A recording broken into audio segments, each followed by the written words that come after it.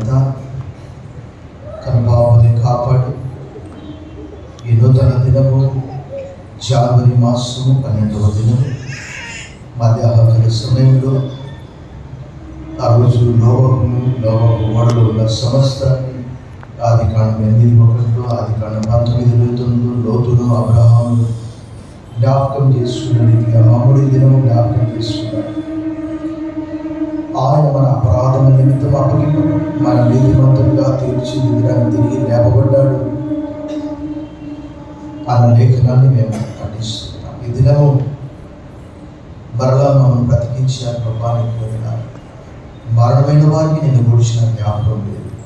పాతాళమున నీకు ఎవరు కృతజ్ఞత స్తుతులు చెల్లిస్తారు? మన్ను నిన్ను స్తుతించునా? నా ప్రాణము గోతిలోనికి దిగినేడల లాభం ఏంటి అని భక్తుడు 30వ కీర్తనలో 6వ కీర్తన 5వ వచనంలో ప్రశ్నిస్తున్నాడు. ఈ దినం సజీవులుగా వచ్చినందుకు వందనాలు చెప్పిస్తారు. సజీవులే కదా నేను స్తుతిస్తారు, కనపరుస్తారు, ఆరాధిస్తారు. ఈ మంచి దినమును బట్టి వందనములు చెల్లిస్తాను. క్రీస్తు నామంలో ఈ ఆరాధన నీకు సమర్పిస్తున్నా మా ప్రియ పరలోకపు తండ్రి. దయచేసి కూర్చోండి, ప్లీజ్ బిజీ.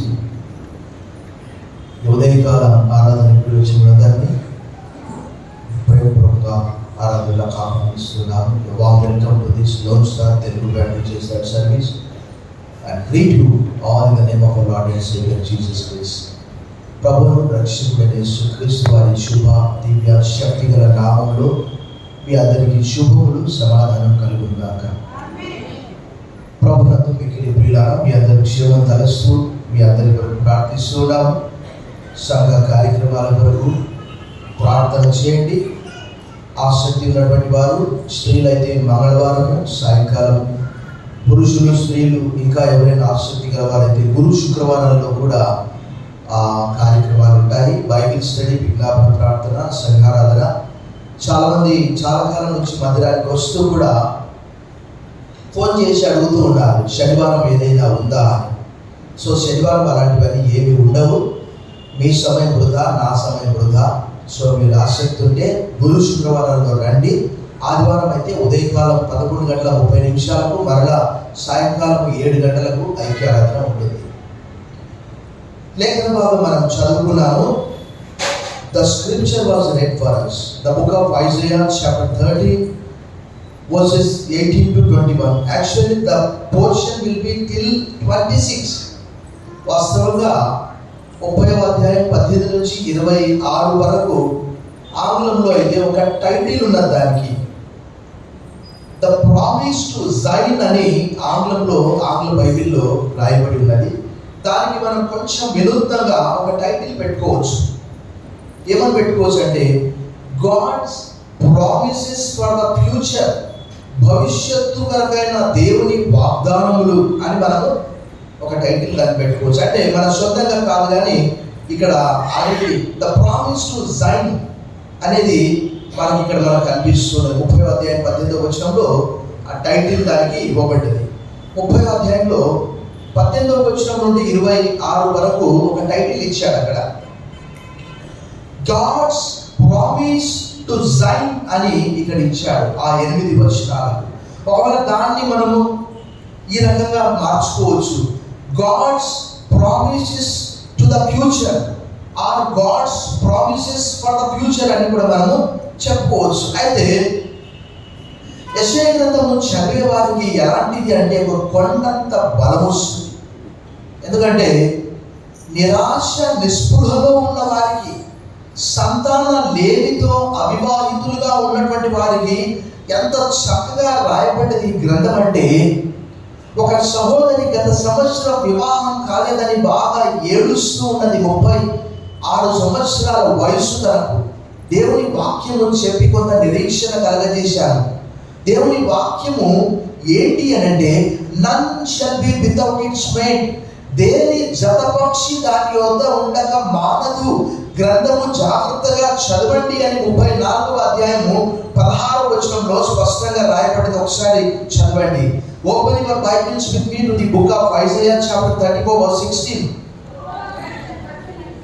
యెహోవా గ్రంథమును పరిశీలించి చదువుకొనుడి, ఆ జంతువులలో ఏదియో లేక ఉండదు. దేని జతపక్షి దాని యొద్ద ఉండగా నా నోటి నుండి వచ్చిన ఆజ్ఞ ఇది, ఆయన నా నోటి ఊపిరి వాటిని. ఆ ప్రియ సహోదరి వివాహము ఒక 4 లేక 5 రోజుల క్రితం జరిగింది. చెప్పాను నేను, యెషయా గ్రంథము it is the full of prophecies.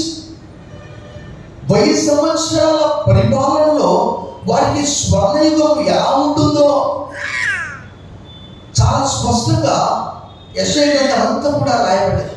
2వ అధ్యాయం మొదలుకొని 66వ అధ్యాయం వరకు చాలా స్పష్టంగా 1000 సంవత్సరాల పరిపాలన గురించి రాయబడింది. సో ఈ సంవత్సరము నా భవిష్యత్తు ఏమిటి, నా ఉద్యోగం ఏంటి, నా వివాహం ఏంటి, నాకు సంతానం కలుగుతుందా, నా వ్యాపారంలో అభివృద్ధి కలుగుతుందా అని అనుకుంటే బైబిల్ చాలా స్పష్టంగా తెలియజేస్తున్నది ఏంటి అంటే, దేవుని వాగ్దానములు ఎన్ని ఉన్నాయో అవన్నీ కూడా క్రీస్తునందు అవునన్నట్టుగానే ఉన్నవి. అంటే ఫుట్నోట్స్ లో ఆమేన్ అన్నట్టుగానే ఉన్నవి. చప్పట్లు కొట్టి మన ప్రభువు భయపడుతున్నాం. ఆ రోజు ఇశ్రాయేలుకి ఈ వాగ్దానాలన్నీ వర్తిస్తున్నవి.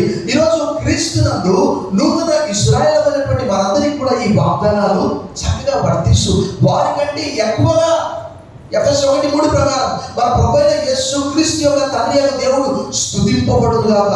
ఆయన క్రీస్తునందు పరలోక విషయంలో ఆత్మ సంబంధమైన ప్రతి ఆశీర్వాదం మనకు అనుగ్రహించు. వారి కేవలం భౌతిక సంబంధమైనటువంటి ఆశీర్వాదాలే. ఒకవేళ అవి పాడి కావచ్చు, పశువులు కావచ్చు, గొర్రెలు కావచ్చు, ఉన్ని కావచ్చు, ల్యాండ్ కావచ్చు, లేక వంటలు కూడా కావచ్చు, గాడిదలు కావచ్చు, కానీ మనకు వాటన్నిటికంటే ఎక్కువగా ఈ దినం ఇచ్చాడు. So God's promises for the future, భవిష్యత్తు కొరకైనటువంటి దేవుని వాగ్దానాలు. వాటిలో మొట్టమొదటిది ఏంటి అని అంటే చూడండి, మొట్టమొదటిది ఏంటి అని అంటే ఈ సంవత్సరము 18వ వచనంలో ఇలా రాయబడ్డది. 30వ అధ్యాయం 18వ వచనంలో, కావున మీ యందు దయ చూపవలనని యెహోవా ఆలస్యము చేయుచున్నాడు, మిమ్మును కరుణింపవలనైనా నిలవబడి ఉన్నాడు. యెహోవా న్యాయం తీర్చు దేవుడు, ఆయన నిమిత్తము కనిపెట్టుకుని వారందరూ ఈ సంవత్సరం తప్పకుండా దేవుని వాక్యం ఏమని తెలియజేస్తుంది, నిశ్చయముగా నీ ఆశ భంగము కానేరు. Indeed your hope will not be cut off. ముందుగతి రానే వచ్చు. తప్పకుండా దేవుడు ఏదైతే చేయాలనుకున్నాడో ఈ సంవత్సరం నేను ఎటు వెళ్ళాలి, నా వ్యాపారంలో ముందుకు ఎలా వెళ్ళాలి, నా ఉద్యోగంలో ప్రమోషన్ ఎలా రావాలి, నాకు ప్రసవం కలుగుతుందా, నాకు సంతానం కలుగుతుందా, నాకు వివాహం కలుగుతుందా అంటే దేవుని వాక్యము తెలియజేస్తున్నది. గ్రంథమును సరిగా పరిశీలించి చదువుకునండి. దేని జలపక్షి దాని యొద్ద ఉండక మానదు. ఆ ప్రియ సహోదరికి 5 రోజుల క్రితం వివాహం జరిగింది. తన కొరకు ఎంతో ప్రార్థించారు, తన ఎంతో దుఃఖించింది. అలాగూ అనేక మంది కూడా సంతానం కొరకు ఎదురు చూస్తూ ఉండవచ్చు. దేవుని వాక్యము తెలియజేస్తున్నది. యెషయా గ్రంథం 66:9 చూడండి ఒకసారి. The book of Isaiah chapter 66:9. నేను ప్రసవ వేదన కలగజేసి కనిపింపక మానేదనా అని యెహోవా అడుగుచున్నాడు. పుట్టించువాడనైన నేను గర్భమును మోసేదనాన్ని దేవుడని యెహోవాడు. దేవుడు గర్భము తెరిచి మూసేవాడు. అయ్యా నాకు ఇంకా సంతానం కలగట్లేదు, నిరాశ నిస్పృహలకు గురి అయిపోయి ఈరోజు చూస్తే అనేక మంది ప్రపంచమంతా కూడా, అమెరికా దేశం కూడా, గొప్ప గొప్ప ధనవంతుల ఇళ్ళన్నీ కూడా బూడిదగా మారిపోయాయి. ఇక వారికి నిరీక్షణ లేదు అన్నట్టుగా మారుతున్నారు. కానీ వారికి పరలోకంలో ఇల్లున ఈ లోక సంబంధమైనటువంటి కొన్నిసార్లు అలాంటివి జరుగుతూ ఉంటాయి. యోబుకు సమస్తము కోల్పోయినప్పటికీ యోబు అన్నాడు, the Lord has given, the Lord has taken away, blessed be the name of the Lord. యెహోవా ఇచ్చెను, యెహోవా. ఆయనకున్నటువంటి ఆస్తి అంతా కూడా యోబు 1:3లో రాయబడ్డది.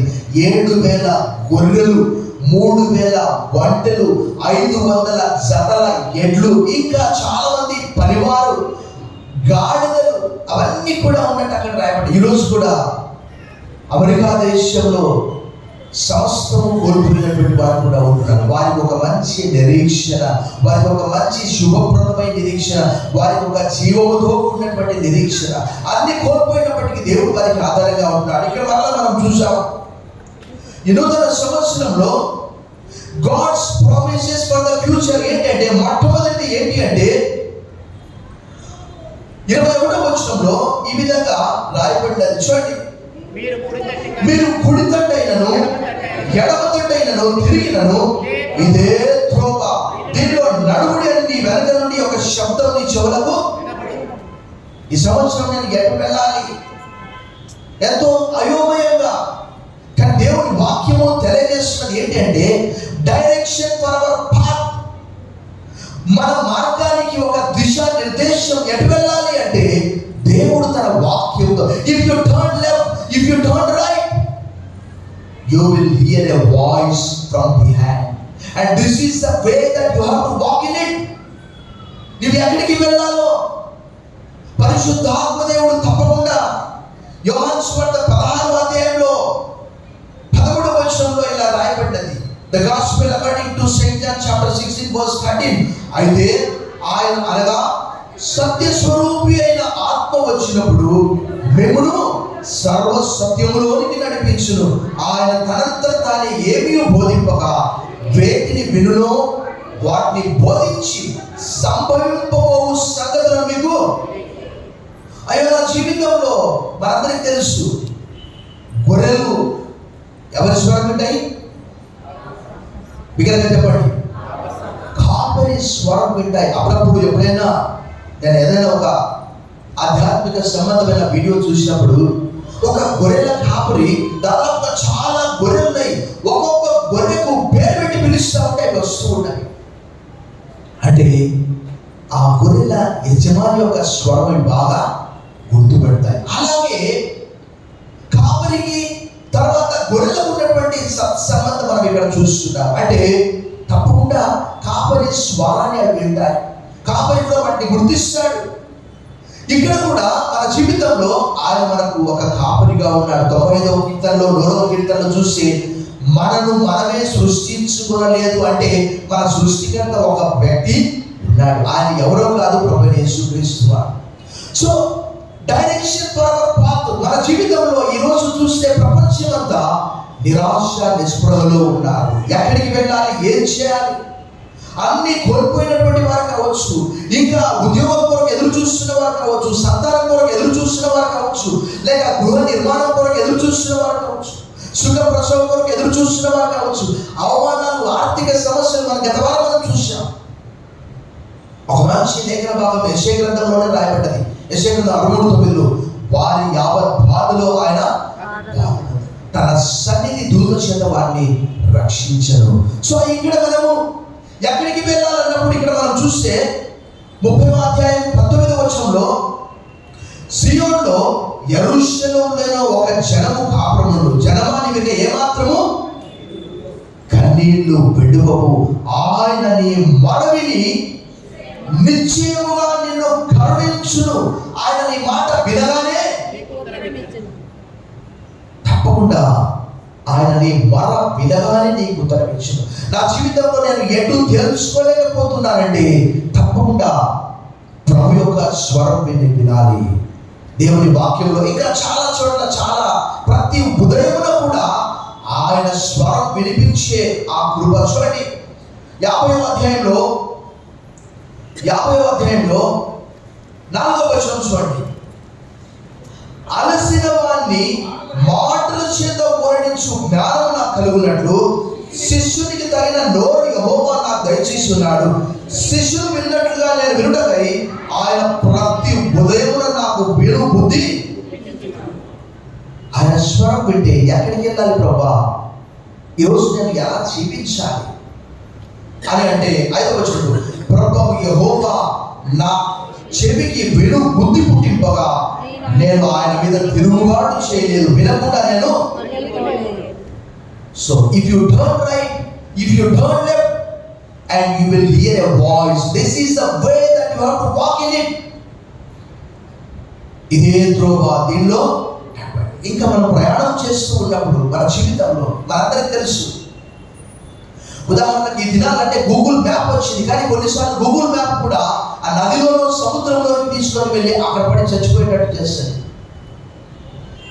మన ప్రయాణంలో, ఆధ్యాత్మిక ప్రయాణంలో వెళ్తూ ఉన్నప్పుడు కొన్నిసార్లు ఆగిపోతాం. నా జీవితంలో అయితే స్పష్టంగా ఎంతో మంది మోసం చేయడానికి ప్రయత్నం చేసినప్పుడు ప్రభు నాకు సూటిగా చూపించాడు.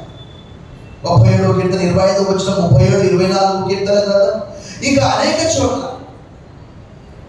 ఆ వాగ్దానాల ద్వారా నేను ముందుకు వెళ్ళిపోయాను. రెండవదిగా చూస్తే మనము యాక్చువల్గా 26 వరకు నేను చెప్పాను. రెండవదిగా చూస్తే 23వ వచనం మనం చదువుదాం. ఎఫిషియన్సీ ఫర్ అవర్ వర్క్, మన పని కొరకు మనము చేయడానికి కావలసిన సామర్థ్యము, బలము, శక్తి ఇచ్చేవాడు ఆయన. 23వ వచనం చూడండి. నీ భూమిలో విత్తుటకు నీ గింజలకు కావలసిన వాన ఆయన, భూమి రాబడి అయిన ఆహార ద్రవ్యం ఇచ్చును, అది విస్తార సార రసములు కలదయుడును. ఆ దినమున నీ పశువులు విశాలమైన గడ్డి బీళ్లలో. ఇది దేవుని ప్రజలకు, అంటే దేవుడు సీయోను ఎంతగానో ప్రేమించాడు. ద ప్రామిస్ టు జైన్ అనే అక్కడ టైటిల్ ఉన్నది. God's promises for the future అని మనం చెప్పుకోవచ్చు. మన భవిష్యత్తు కొరకైనటువంటి వాగ్దానాలు. మొట్టమొదటిది మన మార్గానికి ఒక దిశ నిర్దేశం. రెండవది చూస్తే మన పనికి కావలసినటువంటి సామర్థ్యము, శరీర సంబంధమైన బలము, ఆధ్యాత్మిక సంబంధమైన బలము. 62వ కీర్తనలో కీర్తనకారుడు ఏమంటాడంటే, బలము తనదని ఒక మాట అంటే 2 మార్లు దావీదు పిలిపించిందట. ఫిలిప్పీయులకు రాసిన పత్రిక 4:13లో పౌలు అంటాడు, I can do all things one who can strengthen me, నన్ను బలపరచువాని నేను సమస్తము చేయగలను. ఇంకా అనేక చోట్ల నేను ఎప్పుడు బలహీనుడను అప్పుడే నేను బలవంతుడను. ఇక్కడ ఒక పంట గురించి మాట్లాడుతున్నాడు. దేవుని వాక్యం ఏమని తెలియజేస్తున్నదంటే, యోబు 5:9 ఒకసారి చూడండి. The book of Job chapter 5:9. ఆయన పరిశోధింపజాలని మహాకార్యములను లెక్కలేనన్ని అద్భుత క్రియలను చేయవాడు. 10వ వచనం, ఆయన భూమి మీద ఏం చేస్తాడట? వర్షము కురిపించేవాడు, పొలముల మీద నీళ్లు ప్రవహింపజేయవాడు. ఈరోజు అమెరికా దేశంలోని ఒక రాష్ట్రం లాస్ ఏంజల్స్, అది కాస్త పక్క రాష్ట్రాన్ని కూడా వ్యాప్తి చెందుతూ ఉన్నది. ఏ ఫైర్ ఇంజిన్ కూడా ఆ మంటలను ఆర్పలేకపోతున్నాయి. ఒకవేళ దేవుడు ఆకాశం నుంచి వర్షం కురిపిస్తే, యోబు గ్రంథం 5:10 ప్రకారం, కీర్తనల గ్రంథం 65:9-10 ప్రకారం చూడండి. 65వ కీర్తన 9:10లో కూడా కీర్తనకారుడు ఏమంటాడు అక్కడ, బుక్ ఆఫ్ సామ్ 65:9 and 10. నీవు భూమిని దర్శించి దాన్ని తడుపుచున్నావు, దానికి మాదైశ్వర్యం కలగజేయుచున్నావు. దేవుని నది నీళ్లతో నిండి ఉన్నది. నీవు భూమిని అట్లు సిద్ధపరిచిన తర్వాత వారికి ధాన్యము దయచేయుచున్నావు. దాని దుక్కులను విస్తారమైన నీళ్లతో తడిపి దాని గనిమలను చదులు చేయించున్నావు. వాన జలుల చేత దాన్ని పదులు చేయించున్నావు. అది మొలకెత్తగా నీవు దాన్ని. ఎన్ని ఫైర్ ఇంజన్లు కూడా ఆ మంటల్ని ఆర్పలేకపోతున్నాయి. ఒకవేళ దేవుడు మంచి వర్షాన్ని ఇస్తే ఆ మంటలకు మొత్తం బూడిదైపోయి 13 లక్షల కోట్ల నష్టం జరిగిందట. మంచి మంచి హాలీవుడ్ సినిమా యాక్టర్ల ఇండ్లన్నీ కూడా బుక్కి బూడిదైపోయారట. ఇంకా పక్క రాష్ట్రాన్ని కూడా అది వ్యాపిస్తున్నదట. అది ఊపిరి తీసుకోలేనటువంటి పరిస్థితి. ఎందుకంటే మొత్తం పోగా. ఇక్కడ దేవుని వాక్యము తెలియజేస్తున్నది ఏమంటే, ఎఫిషియన్సీ ఫర్ అవర్ వర్క్, మన పని చేయడానికి. అంటే ఉదాహరణకు వ్యవసాయం చేయాలంటే మనకు నీరు కావాలి. వ్యవసాయదారులకు మాత్రమే కాదు. ఒకనొక సందర్భం నేను వార్తాపత్రిక చదివాను. ఆఫ్రికాలోని ఒక పెద్ద టౌన్, కేప్ టౌన్ అనే ఒక పట్టణం ఉన్నది. 20 లక్షల జనాభా. అక్కడ పెద్ద పెద్ద 5 స్టార్ హోటల్స్ ఉన్నాయి, 3 స్టార్ హోటల్స్ ఉన్నాయి, కానీ అక్కడ నీరు లేదు. సో ఆ హోటళ్ళన్నీ బంద్ అయిపోయాయి. దేవుని వాక్యము తెలియజేస్తున్నది. యెషయా గ్రంథం 30:23 వచనంలో, నీవు నీ భూమిలో విత్తుటకు నీ గింజలకు కావలసిన వాన ఆయన కురిపించు, భూమి రాబడిన ఆహార ద్రవ్యము. వాక్యము తెలియజేస్తున్నది. విత్తువానికి విత్తనమును, తిరుగువానికి ఆయన ఆహారము దయచేస్తూ ఉన్నాడని అపోస్తలుడైన పౌలు కొరింథీయులకు రాసిన 2వ పత్రిక 8వ అధ్యాయంలో అక్కడ తెలియజేస్తున్నాడు. 9వ అధ్యాయంలో కూడా తెలియజేస్తున్నాడు. ఇంకా మరొక భాగాన్ని మనం చూస్తే అక్కడ ఏం చెప్పొచ్చు అంటే, 25వ వచనంలో మనం చూసాం, గోపురములు పడు మహా హత్య దినమున కొండ మీదను వాగులను నదులను విక్టరీ ఓవర్ అవర్ ఎనిమీస్, మన శత్రువుల పైన మనకు విజయము దేవుని వాక్యము తెలియజేస్తుందని. దేవుని ప్రజలకి సంవత్సరం దేవుడు సక్సెస్ ఇస్తాడు. ఎలా అంటే చూడండి, ఆ అంత్య దినమున కేవలం ప్రభు మాత్రమే మహిమపరచబడతాడట. యెషయా గ్రంథము 2వ అధ్యాయము 14వ వచనంలో ఇలా రాయబడ్డ చూడండి, ఉన్నత పర్వతములన్నిటికీ, ఎత్తైన మెట్లకన్నిటికీ, ఉన్నతమైన ప్రతి గోపురమునకును, బురుజులు గల ప్రతి కోటకును, తర్షీషు ఓడలన్నిటికీ, రమ్యమైన విచిత్ర వస్తువులకన్నిటికీ ఆ దినము నియమింపబడి ఉన్నది. ఆ దినం ఏం జరుగుతుందట? నరుల అహంకారము అణగద్రొక్కబడును, మనుషుల గర్వము తగ్గింపబడును. ఆ దినం యెహోవా మాత్రమే ఘనత. ఇక్కడ ఇశ్రాయేల్ ప్రజలకు అంటే సియోనుకు మీకు దాదాపుగా 28 అధ్యాయాల వరకు చూస్తే అన్ని దేశాల గురించి ప్రవచనాలు, అది బబులోను కావచ్చు, అది ఐగుప్తు కావచ్చు. ఇక్కడ వారు ఐగుప్తు వైపు మరలా వెళ్ళడానికి ప్రయత్నం చేస్తున్నారు. 25వ అధ్యాయం నుంచి 33వ అధ్యాయం వరకు దేవుడు అంటున్నాడు, ఐగుప్తు సహాయం నీకు వ్యర్థమే అని వారితో అంటున్నాడు. వారు కూడా మళ్ళాంటి మనుషులే కదా, మాంసమే వారికి ఉన్నది కదా, వారైతే దేవుళ్ళు కాదు కదా. ఇశ్రాయేలు ప్రజలకు ఒక నిరీక్షణ దేవుడు కలగజేస్తూ ఉన్నాడు. శత్రువుల పైన విజయం, వారు ఐగుప్తు కావచ్చు, వారు బబులోను కావచ్చు, వారు అష్షూరు కావచ్చు, వారు ఫిలిష్తియా కావచ్చు, ఎవరైనా కావచ్చు, ఉన్నతమైన ప్రతి పర్వతం మీదను, ఎత్తైన ప్రతి కొండ మీదను వాగు నదులు పారు. అంటే శత్రువుల పైన వారికి విజయము కలుగుతూ ఉన్నది. ఆ దినము దేవుడు మాత్రమే మహిమపరచబడును, నరుల అహంకారము గర్వము తగ్గించబడని మాట రాయబడ్డది. ఇక మనం 26వ వచనంలో చూస్తే అక్కడ 2 భాగాలు మనం చూస్తాం. మొదటి భాగం చూస్తే హీలింగ్ అవర్ వూండ్స్, దేవుడు తన ప్రజల గాయాలను కట్టడం. రెండోది చూస్తే చీకటిలో ఉన్నటువంటి ప్రజలకు ఒక వెలుగు కలగడం. చూడండి 26వ వచనం 2 భాగాలు చూసాం. యెహోవా తన జనుల గాయము కట్టి వారి దెబ్బను బాగు చేయి దినమున ఏం జరుగుతుందంట? చంద్రుని వెన్నెల సూర్యుని ప్రకాశము వలె ఉండును. సూర్యుని ప్రకాశము 7 దినముల వెలుగు ఒక దినమున. ప్రభునందు మిక్కిలి ప్రియులారా, ఇక్కడ 2 భాగాలు చూస్తే దేవుని వాక్యంలో చూసి ఆ మొదటి భాగంలో హీలింగ్ ఫర్ అవర్ వూండ్స్ 53:5లో ఏమని రాయబడ్డది? ఆయన పొందిన దెబ్బల చేత మనకు స్వస్థత కలుగుచున్నది, మన అపరాధార్థమైన శిక్ష ఆయన మీద పడి, మన దోషములు ఆయన మీద మోపబడ్డవి. అదే మత్తయి 8:17లో చూస్తే ఆయనే మన బలహీనతలను వహించుకొని మన రోగములను భరించాలని ప్రవక్త అయిన యెషయా ద్వారా పలకబడిన లేఖనం నెరవేరింది. అదే పేతురు రాసిన మొదటి పత్రిక 2:24 చూస్తే ఆయనే మ్రాను మీద మన పాపములను మోసాడట, ఆయన పొందిన దెబ్బల చేత మనకు స్వస్థత కలుగుచున్నది.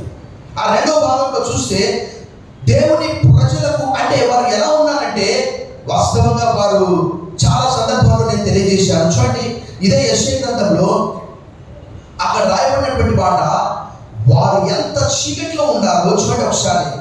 యెషయా గ్రంథము 59వ అధ్యాయంలో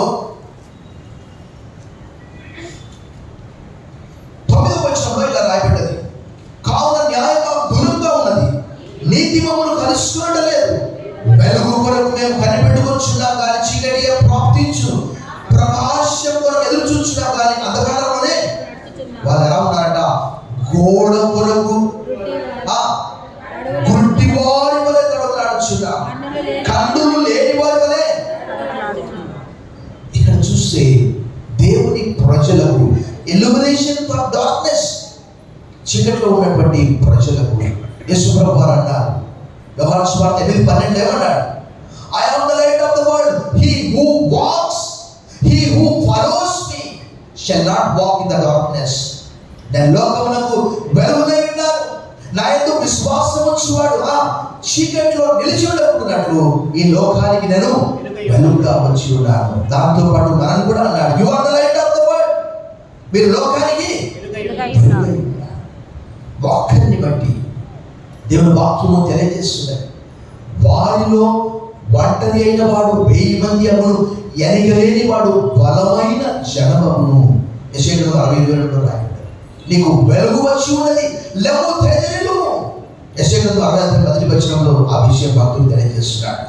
ప్రభునందు మిక్కిలి ప్రియులారా, you are the light of the world. ఒక సమయం వస్తుంది, ఆ రోజు పగలు సూర్యుడు కానీ రాత్రి చంద్రుడు కానీ అక్కడ ఉండనే ఉంటాడు. లేఖనం తెలియజేస్తున్న చూడండి, ప్రకటన గ్రంథము 21వ అధ్యాయంలో, the book of Revelation chapter 21 verse 23 and 24. ఆ పట్టణంలో ప్రకాశించుటకై సూర్యుడైనను చంద్రుడైనను దానికి అక్కరలేదు, దేవుని మహిమయే దానిలో, గొర్రె పిల్లయే దానికి, జనములు దాని వెలుగునందు సంచరిద్దురు, భూరాజులు తమ మహిమను దానిలోనికి. The book of Isaiah is a full of prophecies. యెషయా గ్రంథము ఎన్నో ప్రవచనాలతో నిండి ఉన్నది. మన భవిష్యత్తును గురించి లేఖనాలు తెలియజేస్తున్నాయి. ఇంకా చూడండి, ఒక లేఖన భాగంలో చాలా అద్భుతమైనటువంటి లేఖన భాగము, the book of Isaiah chapter 33 33వ అధ్యాయంలో చూడండి, 33వ అధ్యాయము 2వ వచనం చూడండి. యెహోవా నీ కొరకు కనిపెట్టుచున్నాము, మా యందు కరుణించుము, ఉదయకాలమున వారికి బాహుగాను, ఆపత్కాలమున మాకు రక్షణాధారంగా ఉండుము. వారు ప్రార్థన చేస్తూ ఉన్నారు. God's promises for the future, భవిష్యత్తు కొరకైనటువంటి దేవుని స్వరం వినే వారికి దేవుని వాగ్దానాలు. భక్తులు అంటాడు, దేవుని వాగ్దానాలు ఎన్ని ఉన్నాయో అవన్నీ క్రీస్తునందు అవును అన్నట్టుగానే. అంటే ఫుట్ నోట్స్ ఏమని రాయబడింది? ఆమేన్ అన్నట్టు చప్పట్లు కొట్టి ప్రభుత్వం అయిపోయింది. అది కొరింథీయులకు రాసిన మొదటి పత్రిక 1వ అధ్యాయంలో 2వ అధ్యాయంలో ఆ విషయం రాయబడింది. కొరింథీయులకు రాసిన 2వ పత్రిక 1వ అధ్యాయంలో. ప్రభునందు మిక్కిలి ప్రియులారా, మరొక లేఖన భాగం చూపిస్తాను చూడండి, the book of Isaiah chapter 58 verse 11. యెషయా గ్రంథము 58 వచనం 11. యెహోవా నిన్ను నిత్యము నడిపించును, క్షామకాలమున ఆయన నిన్ను తృప్తిపరిచి నీ ఎముకలను బలపరుచును. నీవు నీరు కట్టిన తోట వలెను, ఎప్పుడు నువ్వు ఉబుకుచుండు నీటి ఊట వలెను. అతడు లేక ఆమె నీటి కాలువల యోరను నాటబడినదై ఆకు వాడక తన కాలమందు ఫలమించు చెట్టువయుడు. అతడు లేక ఆమె చేయడంతయు. They are like trees planted by streams of water, which yield their fruit in its season, and their leaves do not wither. In all that they do, they prosper. ఈ సంవత్సరం God's promises for the future. ఈ సంవత్సరం మొట్టమొదటి మాసం మొదలుకొని 12వ మాసం వరకు దేవుని యొక్క వాగ్దానాలు, direction for hour path, efficiency for hour work, మన పనికి కావలసినటువంటి సామర్థ్యము, శక్తి, బలము, ఇల్యూమినేషన్ ఫర్ డార్క్నెస్, చీకట్లో వెలుగు, హీలింగ్ ఫర్ అవర్ వోండ్స్, ఇవన్నీ కూడా అదే లేఖన భాగంలో. మీరు లేఖనాలను చదివితే ఈ సంవత్సరం తప్పకుండా నిరాశలు, నిస్పృహలో ఉన్నటువంటి వారికి యెషయా గ్రంథం 26:3లో రాయబడింది, ఎవరి మనసుని మీద అనుకున్న వారిని పూర్ణ శాంతి గల వారిగా కాపాడు, వినయంగా అతడు లేక ఆమెని ఎందుకు విశ్వాసం ఉంచిన. ట్రస్ట్ ఇన్ ద లార్డ్, యెహోవాయే నిత్యాశ్రయదుర్గము, యెహోవాను నమ్ముకోనండి, యుగ యుగములు ఆయనను నమ్ముకోనండి. ఒక రోజు కాదు, 2 రోజులు కాదు, ఈ సంవత్సరం ఆరంభం నుండి దేవుని వాక్యము తెలియజేస్తున్నది, విశ్వసించువాడు కలవరపడడు. యెషయా గ్రంథం 28:16. సో ఈ సంవత్సరం ఈ యెషయా గ్రంథంలోని 30వ అధ్యాయంలోని ఈ వాక్యాలన్నీ కూడా ఆ రోజు ఇశ్రాయేల్ కావచ్చు, కానీ ఈరోజు నూతన ఇశ్రాయేల్ అనేటువంటి మనకు కూడా వర్తిస్తాయి. మరొకసారి ఆ లేఖనాలన్నీ కూడా మనం చూసి 30వ అధ్యాయం 23వ వచనం తెలియజేస్తున్నది డైరెక్షన్ ఫర్ అవర్ పాత్. 30వ అధ్యాయము 23వ వచనం తెలియజేస్తున్నది ఎఫిషియన్సీ ఫర్ అవర్ వర్క్, మన పనికి కావలసినటువంటి సామర్థ్యము, మన పనిలో, మన వ్యాపారంలో, విక్టరీ ఓవర్ అవర్ ఎనిమీస్ 25వ వచనంలో, అదే రీతిగా హీలింగ్ ఫర్ అవర్ వౌండ్స్ 26వ వచనం మొదటి భాగము, 26వ వచనం రెండవ భాగము, ఇల్యూమినేషన్ ఫర్ అవర్ డార్క్నెస్. లోకంలో ఎటు వెళ్ళాలో, God is light and there is no darkness in him. దేవుడు వెలుగై ఉన్నాడు, ఆయన ఏదో చీకటి ఎంత మాత్రము లేదు. God said let there be light and there was light and God saw it was very good. తలవంచని ప్రార్థన చేద్దాం. సర్వశక్తి గల దేవా, ఈ దినము జనవరి మాసము 2వ ఆదివారం, పరిశుద్ధ పుణ్య పునరుత్థాన ఆదివారం దినం. 103వ కీర్తన 10వ వచనం, 103వ కీర్తన 12వ వచనంలో రాయబడ్డది, మన దోషములను బట్టి మనకి ప్రతీకారము చేయలేదు, మన పాపమును బట్టి మనకు శిక్ష విధింపలేదు. పరమటికి తూర్పు ఎంత దూరమో మన పాపములను అంత దూరపరిచాడు, సముద్రపు అగాధంలో ప్రవేశించాడు. యెషయా 43:20 తెలియజేస్తున్న, నేనే నా చిత్తానుసారంగా నీ దోషములను తుడిచివేయించున్నాను. ఈ దినము క్రీస్తులో మాకు ఇచ్చినటువంటి భౌతిక, ఆధ్యాత్మిక, ఆరోగ్య దీవెనలను బట్టి, నూతన సంవత్సరం వాగ్దానం బట్టి బదులులు చెల్లిస్తూ యేసు నామములో ప్రార్థిస్తున్నాం తండ్రి. ఆమేన్.